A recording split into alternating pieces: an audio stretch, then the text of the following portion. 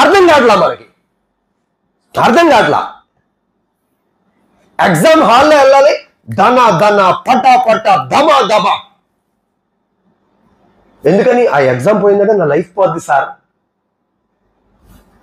ఆ జాబ్ పోయిందంటే నా జీవితం నాశనం అయిపోయినట్టే సార్, ఇంకా బతకడు, చచ్చిపోతాడు. మరి అల్లా తబారక్ ఇది ఒకటే మార్గం పెట్టాడు కదా మనిషికి, ఆ జాబే కదా.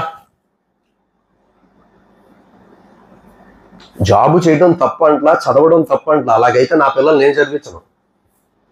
దానికి ఉన్న వాల్యూ కనీసం ఎందుకు ఇవ్వట్లేదు? నేను పుట్టించినోడు పిలుస్తుంటే 10 సార్లు పిలుస్తున్నాడు కదా, హయ్యా అలల్ స్వలా, హయ్యా అలల్ స్వలా, రండి నమాజ్ వైపు, రండి నమాజ్ వైపు, హయ్యా అలల్ ఫలా, హయ్యా అలల్ ఫలా, రండి సాఫల్యం వైపు, రండి సాఫల్యం వైపు. ఇది అర్థం కావట్లా, ఇది అర్థం కావట్లా.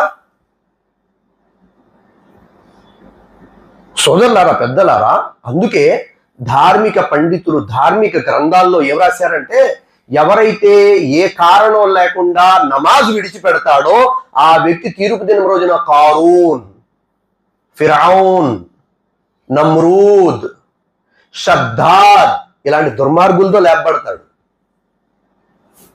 పేరుకు ముస్లిమే, అబ్బే పేర్లో మళ్ళీ తేడా ఉండదండి.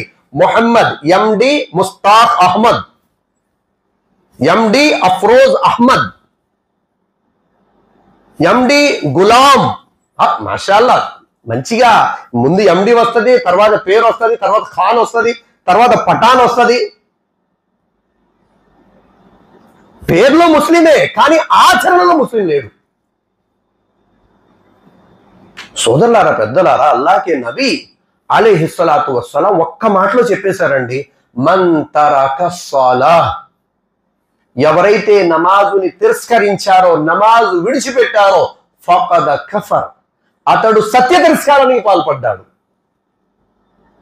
సత్య తిరస్కారికి అయిపోయాడు అన్నారు ప్రవక్త సల్లల్లాహు అలైహి వసల్లం. ఒక్క నమాజ్కి అలాగంటే ఎన్ని నమాజులు వదిలేస్తున్నాం? కొద్దిమంది మస్జిద్ బాత్రూమ్ వాడుకుంటారండి. మీరు చూసారో లేదో, కొన్ని సిటీల్లో మస్జిద్లు బయట దుకాణాలు ఉంటాయి, షాపులు, ఆ షాపుల్లోనే ఉంటారో, బాత్రూమ్ వాడుకుంటారో, మస్జిద్ని వాడుకుంటారో, నమాజ్ కావడానికి కాళ్ళు అడిపోతాయి,